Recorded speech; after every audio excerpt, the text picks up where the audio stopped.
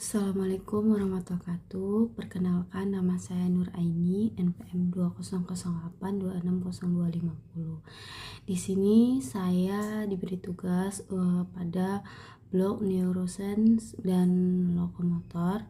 Nah, di sini saya mengambil topik tentang struktur otak dan fungsinya. Nah, sebelumnya saya akan menjelaskan pengertian dari otak itu terlebih dahulu. Nah, kata otak itu berasal dari kata brain yang berasal dari bahasa Anglo-Saxon. Nah, orang Yunani menyebutnya encephalon atau kata yang berasal dari encephalon. Nah, encephalon ini yang digunakan secara luas dalam ilmu kedokteran untuk disebut dengan nama otak. Nah, otak ini banyak pembagiannya.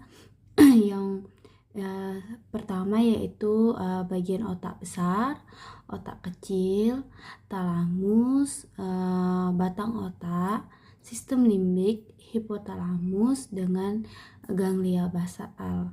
Nah, pertama saya akan menjelaskan tentang otak besar dulu. Nah, otak besar itu tersusun dari 4 lobus. Yang pertama yaitu lobus frontalis, yang kedua adalah lobus parietal, yang ketiga ada lobus temporal, keempat adalah lobus occipital. Nah, ini mempunyai masing-masing fungsi, yaitu pertama ada lobus frontal.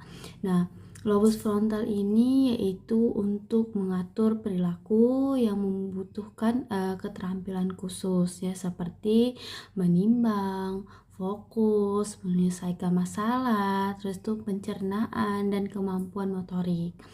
Baru frontalis ini juga bertanggung jawab atas pengendalian emosi dan informasi rangsangan. Nah, yang kedua ini ada lobus parietal. Nah, lobus parietal ini berperan dalam kemampuan mengatur sensasi tubuh, tulisan tangan, posisi tubuh, dan menerjemahkan informasi yang dikirimkan oleh bagian otak lain. Terus itu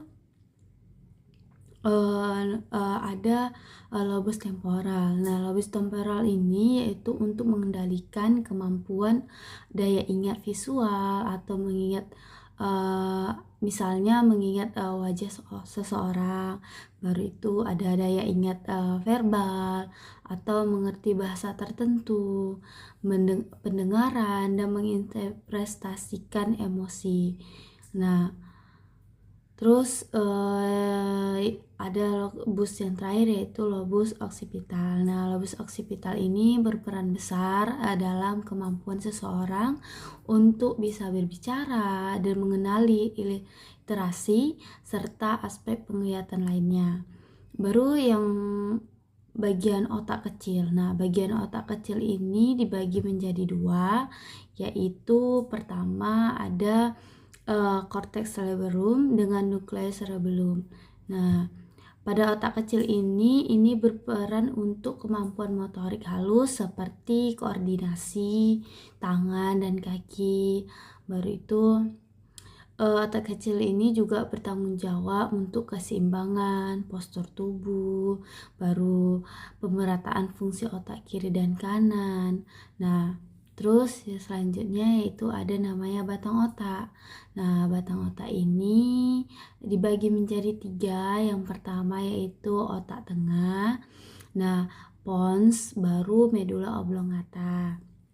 Nah, pada otak tengah ya ini berfungsi untuk mengatur pergerakan mata, memproses informasi visual dan suara yang diterima oleh otak.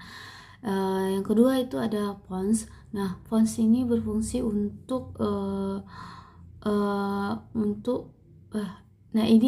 pons ini itu mempunyai kemampuan dari saraf-saraf yang berhubungan dengan berbagai bagian otak. Terus itu ya pons ini berperan atau berfungsi untuk pergerakan wajah dan mengantarkan informasi sensorik ke otak. Baru yang terakhir adalah medula oblongata. Nah, medula oblongata ini terletak di bagian otak yang terletak paling bawah. Nah, dia ini mengatur fungsi jantung dan paru-paru pada seseorang. Nah, nanti dia seperti kayak kita mengetahui. Nah, itu nanti jantung dan paru-paru kita secara otomatis tanpa perintah atau keinginan kita, nanti dia tiba-tiba contoh ini dikejar anjing. Nah, dikejar anjing itu nanti kita akan mengatur pernapasan dan jantung juga akan berdetak lebih kencang karena kita ketakutan.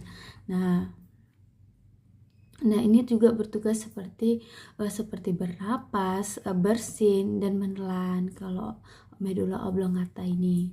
Nah, terus ada talamus. Nah, talamus itu bagian otak terletak di bagian batang otak. Nah, ini memproses dan memindahkan data tentang pergerakan sensorik otak.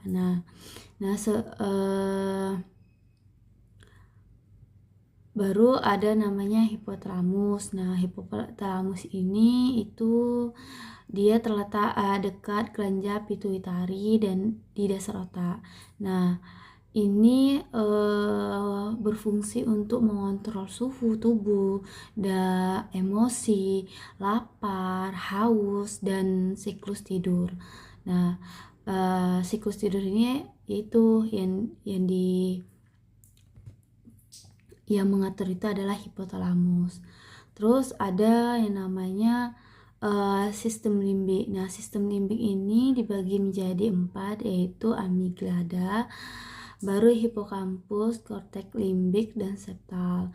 Nah, ini fungsinya yaitu respon emosional, terus itu daya ingat dan proses pembelajaran. Nah, kalau kalau belajar, kalau kita asah, nah itu akan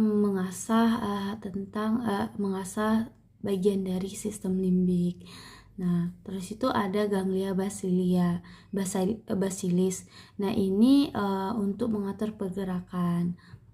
Baik, ini referensi yang saya dapatkan dalam mencari data atau data dari judul saya, yaitu struktur otak dan fungsinya.